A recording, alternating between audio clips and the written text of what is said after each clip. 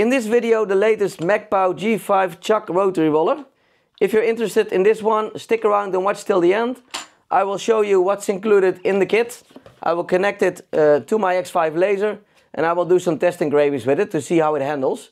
So with that said, let's start with the first step, showing you what's included in the kit. So let's have a look what's inside the kit. Of course, you'll get the rotary itself. Feels very solid, nicely powder coated, adjustable angle. You can set it on any angle you prefer and lock it with this screw. On this side you'll have a clamp so you can hold it between the chuck and this side. It has a bearing. You can adjust it using these screws. You can change the jaws on the chuck, but I will show you later. You can clamp it like this. You can just screw it and close it. So it's a pretty nice device.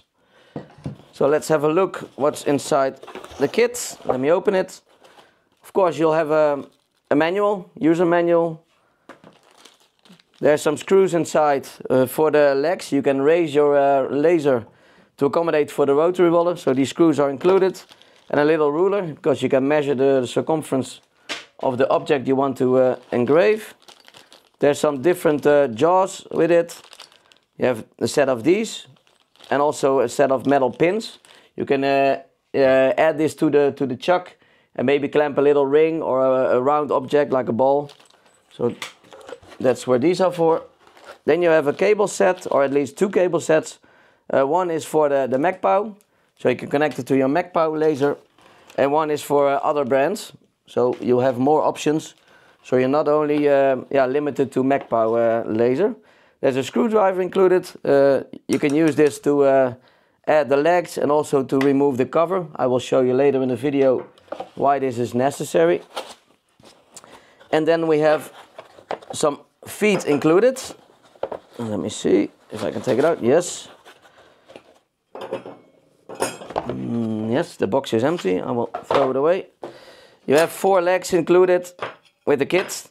And as said, because of the height of the rotary roller, you need to raise your laser. Otherwise, your module will not be high enough to be able to laser the object you put in between the chuck and the holder. So these ones you can mount to your laser and then you can raise it depending on the height you need. I will show this later on in my video, how you can mount it and how to operate it. But that's basically what's included in the kit. Next step is I'll be assembling or connecting the rotary to my machine, and then we'll install it and do some test engraving. So first let me show you how the chuck operates and the different options you have. I will put on my second camera so you can have a look at it closely. It opens by twisting this ring. So it's very easy. You can just twist it until you get the right size for your object. As you can see, these jaws are stepped. So we have different sizes. For instance, if you have this box with this size, you can put it in the middle, close the chuck. Let me close it like this. And you can clamp it. And you can see it's in the small section, in the first indent, if I can call it like this. If you have a thing which is a little bit larger, you can use the second one. So you can close it and you can use this one. What you can also do is remove these, turn them around, and then you can clamp from the inside. So if you have an object which is open, you can just screw it like this and just clamp it from the inside to the outside. So that's very convenient. If you have an even larger object, you can just use the outside, these ones, and you can clamp this one. Let me see, like this. If you want to engrave like this, that's difficult, of course. You can only engrave on the edge. You can just put it up, or maybe on an angle. But if you can put it up like this, you can engrave like this. So you can engrave on this round. If you put the laser here, turn it, you can engrave this one. So there's many options using the adjustable angle. I will remove in the next step of the video. I'll remove the jaws. You can do it with the screwdriver, which is included. You can take out the screws. There's 2 screws for each jaw. And as you can see, you have multiple holes. What you can do is, as I've mentioned, there are some pins included. These ones, hopefully you can see it, yeah. And then you can put them in these holes. These are threaded holes. So if you put the pin in, like this, and you put 2 more, you can clamp like a round object. You can clamp it in between the pins, like this. Or if you have a very small object, you can just close it all the way. And then take, for instance, a little ring, a ring for your finger. Put it on top of there, on the small indentation over here. And you can open it a little bit. And then it will clamp the ring in between the pins. So these pins yeah, are very nice to have. There's also this set included. There's some different jaws. You can also mount these here. Or open if you need more space. So there's multiple options for this chuck to grab onto your object. Next step, I will connect the rotary roller to this machine. I will explain what do you need to do to connect it to the X5. The X3 is a little bit easier. It's got one stepper motor on the Y-axis, and you can just remove the connector, the power from the motor, and connect it to the rotary roller. Because this X5 is a little bit more beefy, it's got 2 stepper motors on each side of the Y-axis, or the X-axis I should say, but it's for the Y-axis. So that means that you also have to disconnect both sides. If you were only to connect one side and you would power the motor of the rotary, it will also engage the other stepper motor and it will skew your gantry. So you need to remove both sides and then connect one of these connections to the stepper motor of the rotary roller. But I will show you in the next step of the video. So let me show you the steps you need to take to connect this G5 rotary roller to your X5 laser, because there are some steps you need to take. First, I will disconnect the air hose from the air assist pump, and I can remove the pump. You can just disconnect it from your machine and put it aside. I will put it here. Then I will be removing the honeycomb bed, because I don't need this. It will only add to the height of the machine. I will probably only put the plate underneath for protection. Let me put this aside, like this. So I will leave the aluminum plate, because if something goes wrong and your machine is not engraving on the object, you will cut into your table. So I will leave this one, and it's very thin, so it doesn't doesn't impact the height that much. Next step, gently move your gantry. Never do this real fast, because the stepper motors, they will generate some voltage, some current, and it will go into your controller. So you don't want to damage your controller. You have to remove this cover, because as I previously already mentioned, you have 2 stepper motors on the X5. One on this side, one on this side. Let me put this camera so I can show you a little bit closer. Let me turn it on. Where's my... I'm in reverse. Okay. Let me adjust it a little bit so I can show you. Yeah. There are 4 screws to remove this cover. And you need to remove this cover because the connector of the stepper motor is underneath this cover. So there's 1 screw here. There's 1 screw over here. On the other side there's also 2 screws. So you can use the included screwdriver and just remove the screws. There are more screws over here. You don't need to remove them. You have to leave these in place. You can just hold the cover and take out the screws. Don't lose these screws. It would be more convenient if Mecpow could change this design a little bit, that you have like a connector over here to connect your rotary, and then maybe a switch. But unfortunately, in this machine, it's not. On this side, there's also 1 screw. Let me take this one out.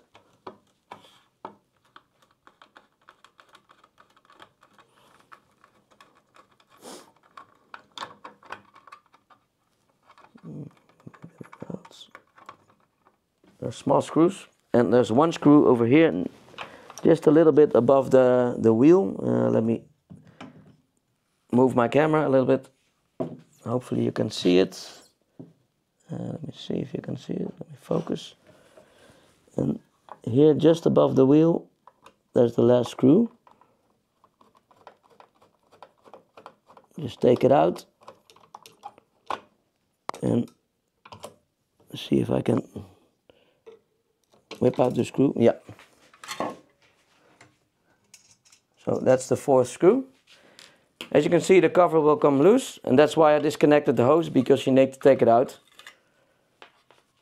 I would suggest putting the screws inside the cover so you don't lose them. Put it aside. Now let me reposition the camera. Now you can see the connector, the power connector of the stepper motor. Just gently disconnect it by pulling it. Try to pull on the connector, not on the cable. Now it's disconnected, and that lets me move to the other side of the machine. And here's the other one, this one. You also need to disconnect it. Again, try to pull on the connector, and now it's disconnected on both sides. Let me put this one here. The next step, you'll take the included cable. It's this one. As you can see, it says Mecpow. So we'll have to use this cable because I have a Mecpow laser machine. And on the rotary roller, if you turn it up, you'll see the connector. Now what you do is you put the cable underneath. There's a little indentation here, and so this will only fit on one way, and connect it. Now connect the other side. Let me move this camera again. Connect the other side of the cable from the rotary roller, connect it to the cable which goes to the controller. So now if you connect this one, these stepper motors on the machine are no longer powered, but you have powered your motor, your stepper motor from your rotary roller. So that's the way you should connect it. Next step, I will set up the rotary roller, add the feet, and then we can start installing it. Now that you have connected your rotary roller to your machine, let's go to the next step, is adding the feet so you can raise your machine. I will put my roller over here for now. I always like to put something underneath the frame. So like this, for instance, a spray can. So it's easier to mount the feet. Otherwise you need to hold it with one hand. This just makes it a little bit easier. You can just get the feet and screw them. As said, there are 4 feet included and also 8 screws. You need to put in 2 screws on each leg. Let me get my camera, turn it on, like this, video on. Let me point it to the correct way. You can use the screwdriver which is included. As mentioned, there are 2 holes, one on the side, one in the front. They are all threaded, so if you can see, you can just screw in the included screws. So that makes it pretty easy. Oh. I will use the top hole, so I got the most clearance on my machine. Let me add the first one in, like this. And the second one.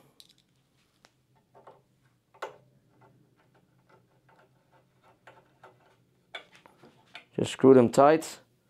Don't over tighten them, just make sure they are tight.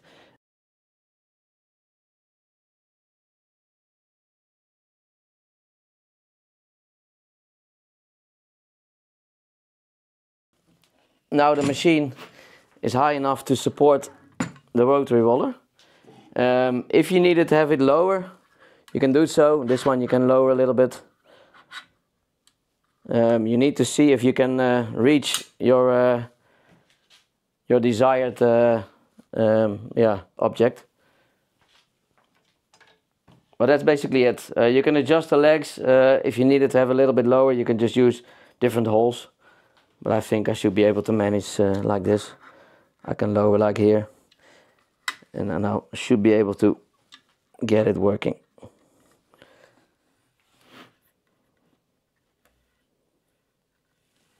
Yeah. Next step is I will be installing the software or setting up the software in LightBurn, and then we can start engraving. As you can see, I have loaded LightBurn. I've connected the laser to my computer via USB. Air is connected again, power is connected. I've put a test piece in the rotary chuck. This one I've used multiple times to do some test engravings on, and also for calibrating the millimeters per rotation.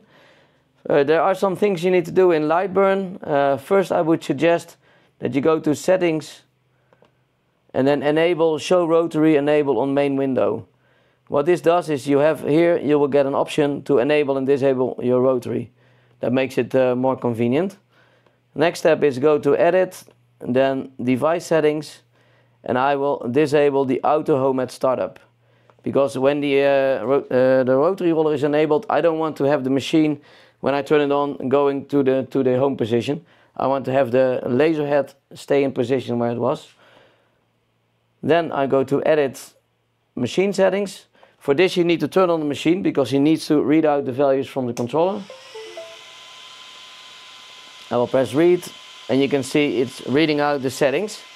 I will disable the hard limits, and I will disable homing cycle, and then I'll press write to write all the new values in the controller and press OK. So I can now enable the rotary from the main window. Let's do so. Then we go to Laser Tools and then Rotary Setup. This is a chuck type, so we'll select chuck type. It's connected to the Y-axis as we have done in the previous steps. And then you have some settings which you need to set. You have millimeter per rotation, you have object diameter and circumference. In the manual from Mecpow on page 12 of the English language, there's a table and it will provide you some guidance on the correct settings. So it says the object diameter versus the millimeter per rotation. Well, the object which I have clamped is 60 millimeters in diameter. And if I look at the table, it will tell me 41.1 millimeter per rotation. So let's set the 60 millimeter in diameter and set 41.1 millimeter per rotation. I will turn on the machine. What I've done, I've some dots on the can, and I've aligned them exactly on top. If you do a full rotation, the dots should exactly end at the same position, so exactly on the top. If it's off by, let's say it's short or it's a little bit further than expected, you can adjust the millimeters per rotation and then make sure that you will align it perfectly. So let's do the first test. I will turn on the machine. It's these dots. So if I do a full rotation, I press the test. And I will see, or I see that the dots are not exactly aligned. So they went a little bit further than expected. So I will reduce this one to 40. Set the dots exactly on top again and press test. And now it seems to align correctly. So for my machine and setup, I will use 40 millimeters per rotation. And then in this can is 60 millimeter in diameter. So in the next step, I will do some test engraving. What I will do, I will create 4 or 5 dots, and in LightBurn I will adjust the laser strength. So I will set it to, let's say, 20%, 30, 40, 50%, or maybe higher, and then decide which one I like the most, because I only want to remove the black paint on this stainless steel bottle. I don't want to engrave in the stainless, because if you engrave in the stainless, you will make it a little bit darker, and I like the shiny part. So another way to test to determine if the settings are correct is by adding some paper tape onto the bottle, like here. I've added the tape. I've measured the circumference and it's 190 millimeters. So if I create a rectangle and I will set the height to 190, the width I don't carefully, but it's only, let's say, 5 millimeters. So this, the height of this design is the one exact rotation on the bottle. So if I would align the laser, and the way you align your laser is you will set it. The laser needs to be set on the highest point of the object. So if the bottle is like this, set it exactly on the highest point, and then set the focus. You can use the lever. If you can, let me see here. There's a little lever. You can put it down and then lower the laser head, and then fixate it using the screw. Now it's set correctly. I will move it manually on top of the can and then set the can in the middle of the laser. Let me see. Should be like this. So now it's positioned correctly. I will set the power of the laser to a low value. Let's start with 5%, and then 400 millimeters per minute. And then I will do some engraving to see if I can see anything on the tape. I will turn on the machine. First I need to check. I have set current position. Yeah. I will do the framing first to see what it does. Yeah, that's correct. And I will do start. Oh, it's out of bounds, it says, but I don't care.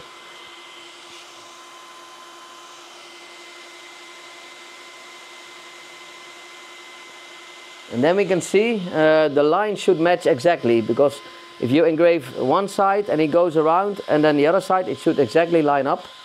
If this doesn't, let me see, turn off this, turn off the machine. If this doesn't line up exactly, and it doesn't, as you can see, hopefully you can see it, there's a little gap, so it's not perfectly. So I need to adjust it accordingly, that it's aligned exactly. I will see. I think it's a little bit over. Yeah, because there's lines in between. So I need to adjust it a little bit more. Let me check. I will put this one next to the line. And then I will adjust the laser settings. It needs to be shorter, let's say 39.5. Okay, and then try again.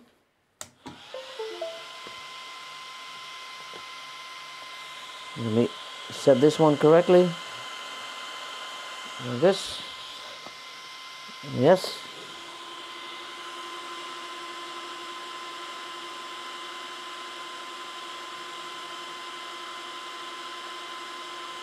And then we can see where we are. If it's the gap is smaller or bigger, then I know which to adjust.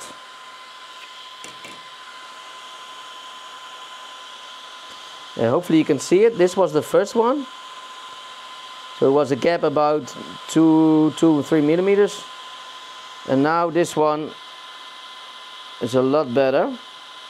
I think it needs to have a little bit more. So let me try again, a third time.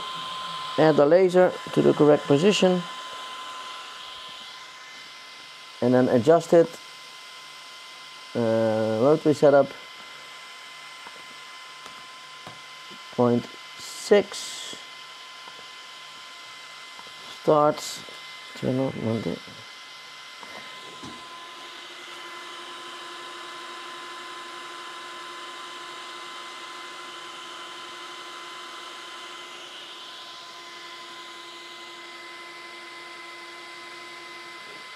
Okay, let's see where we are. And I think, hopefully you can see it. Now it's perfectly aligned. So it starts at this point, it does a full rotation, and it ends exactly at the same point. So now my settings are correct. So that means for my machine I need to set it to 39.6, and then it should exactly match with the Chuck Rotary Roller. So this is another way of setting the exact millimeters per rotation. So now that the machine is correctly configured, let's create a test pattern. I will create a circle of 5 millimeters. Let me put it a little bit closer, like this.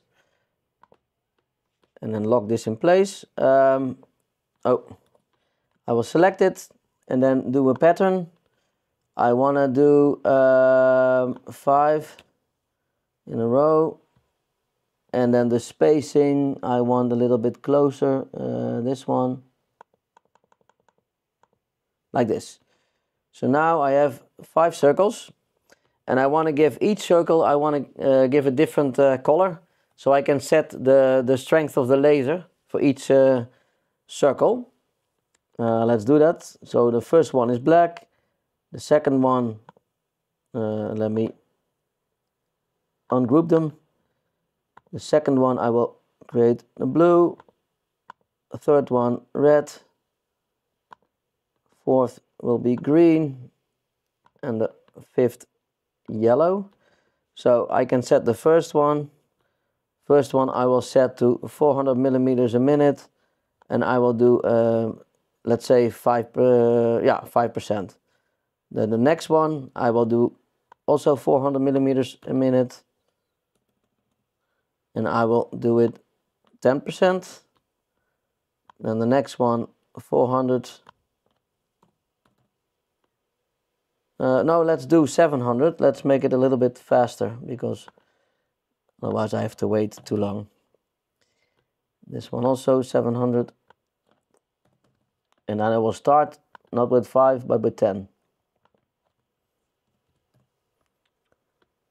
10%, this one will be 20%, this one will be 30, and then 40.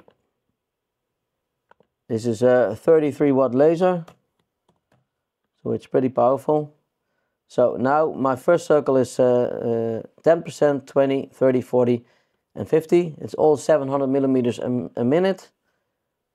Let me see. And it should set to fill, because I want to engrave it. I don't want a line for this one. If I check, you can see you got the 5 circles. Takes 2 minutes. 2 minutes, almost a little bit more. 2 minutes and 4 seconds to prepare. Let me move my head, because I want to engrave it over here. Find some space. Let me move the laser, align it so it's correctly positioned. Let me see, where can I do it? I can do it here. See if it will fit. Turn on the laser and do the framing. Oh, it moves to left, so I need to position it to the right. Over here I think should be fit. Yeah, I think it will fit. So let's start. Put on my glasses. It's one pass. Let me check the other ones as well. It's all one pass. But I do need to set this one. 0.1, yeah, that's correct. Let me check, fill. 1, 1, yeah, so the intervals are correct. Let me start and then see what he does.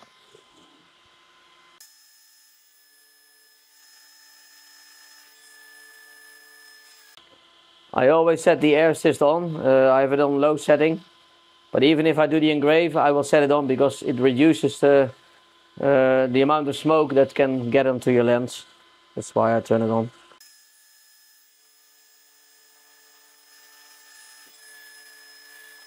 So let's wait for it to finish and then have a look at the results. And then, yeah, using this test pattern, you can see which one you like the most. Do you need to lower the power, or maybe increase it, or increase the speed or lower the speed?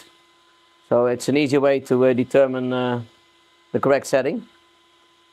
It's just like the test sheet that you can create in LightBurn. You can also do this like this on the bottle. I think it's ready. And turn the machine off. And then have a look at the result. Let me zoom in.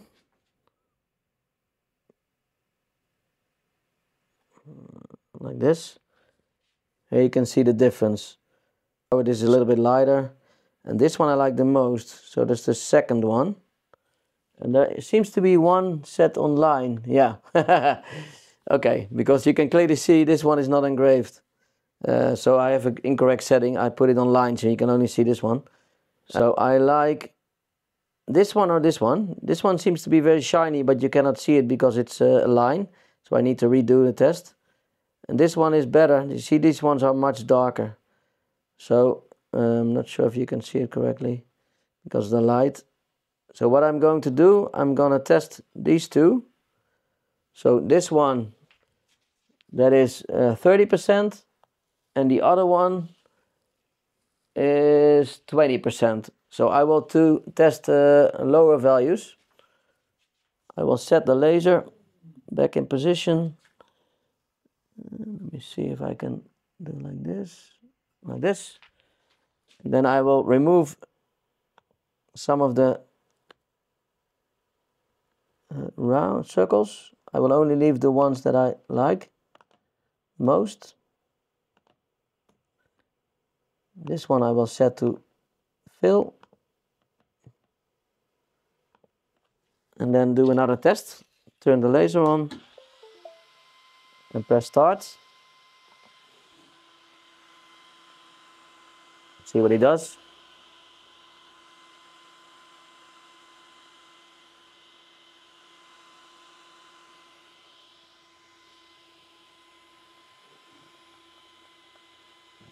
Seconds.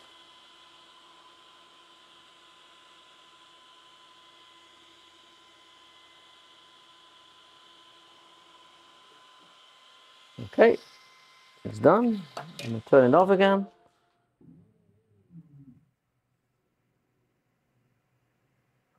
And compare them. Let's put it a little bit closer. Like this. I still like this one the most. This one. So that's for me, it's 20% at 700 millimeters a minute. And I will lower the line interval because you can see the lines. So I will lower this so you will not see all the lines, but it's more yeah, narrow. So let's do that first. So let's see if I can adjust the settings a bit more to get less lines, but it always will be, because it's a 30-watt laser, will not be as a high resolution as a lower wattage. Let me see if I can set this one 0.06, if it makes any difference. I've set the laser, turn it on, put on my glasses and do the engraving test.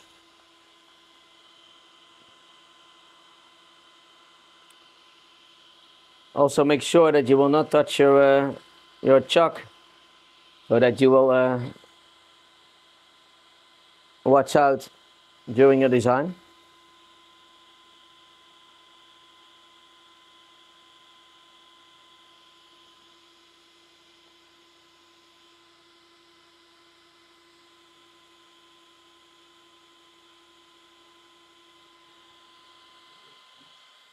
Okay, it's finished.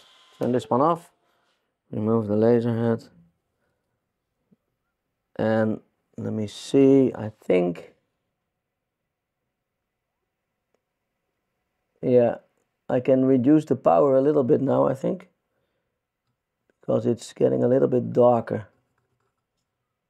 I think the other one was, no, it's almost the same. Let me try one more time and then reduce the power a little bit. See if it makes it a little bit lighter still. Let me reduce this one, put it on 15. Okay, let's start it.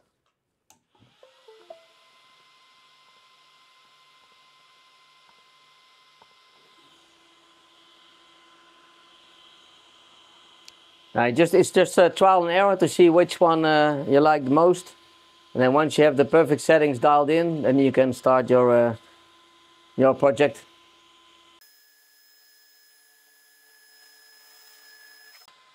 Okay, turn it off again. Have a look. Yeah, this is much better. Not sure if you can see it because of the light, but you can see here, this one you see it's a little bit brownish, and this one is nice and shiny. So I will leave it at 15 watt. 15% on the X5, and then 700 millimeters a minute. Yeah. So for me that's a good setting. So now that everything is set, I have created a little design in LightBurn. Simple text, drink your water. He will engrave this, so the drink and the your will be silver colored. And if correct, if everything works accordingly, he should remove the black part, and then the water will stay black. So it will only remove the surrounding. So you will have a silver with black. That's the idea. It will take about 35 minutes. I've already set the rotary against the laser module. So I've made sure that if the laser goes from left to right, that it stays centered. Because if you don't align this, then it will be crooked. So that's already done. I've set the correct height. I will turn on the laser and do the framing. And you can see it will be almost in the middle of the bottle. It's a design of 5 centimeters wide by 3.5, I think it was. Yeah, 3.4 centimeters high, so it's a little logo. We will do the engraving. I will record it so you can see the result. And I will show you once it's ready.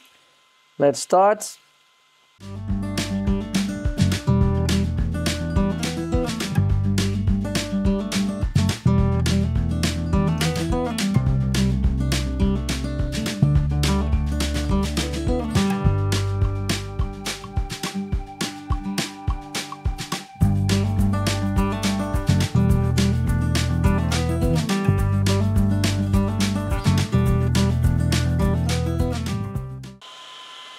Turn this one off, move it away, and let me focus on this. Here you can see the result. Let me zoom in a little bit. It really looks very nice. I will take it out. Let me open this one. This, remove it. And hopefully you can see it. Let me see if you can see it. It's a bit dark. Let me show it here. So this is the final result. Very nice. You can clean it a little bit using some water if you want. Sometimes there will be some, as you can see, some residue. So I will do this and then I will come back to you. And it will be even more shiny. But yeah, good first result using the Chuck Rotary Roller. I really like it. So I cleaned the bottle using some water and I think it turned out even nicer. Let me show it up close. Hopefully you can see it. It's nice and shiny. I will put it underneath this camera so you can see it up close. Again, I think it turned out really nice for a first try. Next up, what I would like to do is turn the Chuck in the upright position and then see if I can engrave on a circle, on the edge of this circle. It's a wooden circle. I will put it in the Chuck like this and then set the laser on top. measure the circumference and create a text at the height of the circumference, or maybe a little bit less, and then engrave on the edge. That's the idea. So I will do this next. So I've created a text in LightBurn. It's 11.8 centimeters high, so it will fit on the edge of the circle. It's a little bit over 7 millimeters wide, and this one is 1 centimeter, so it will fit. I've already set the focus on top of the edge of this plywood. This one is clamped, and this is secured, so it will not move. I did change this setting, rotary setup. I enabled the mirror output because it's no longer in this position, but it's upright. Otherwise the text will be reversed. Let me see, what more? No, I think that's it. I can do a framing. Let me do one time. Now it needs to move a little bit to here.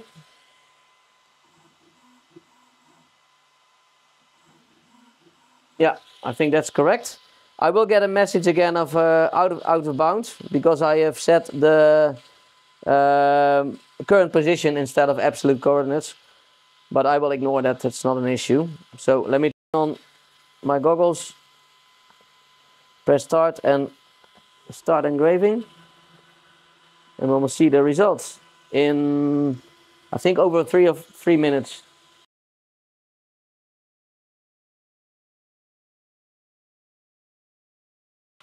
Yeah, it's finished. Let me turn off the laser, remove this one.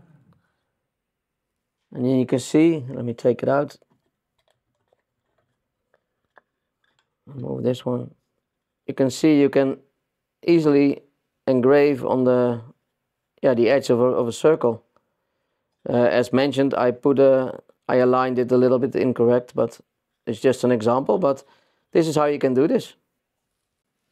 So it turned out like this. I think it's very nice. And then finally I would like to show you the setup for round objects. I've removed the jaws of the chuck, as you can see, and I've inserted the 3 pins which are included in the set in the first position. So based on the size of the round object, you can choose different positions on the chuck.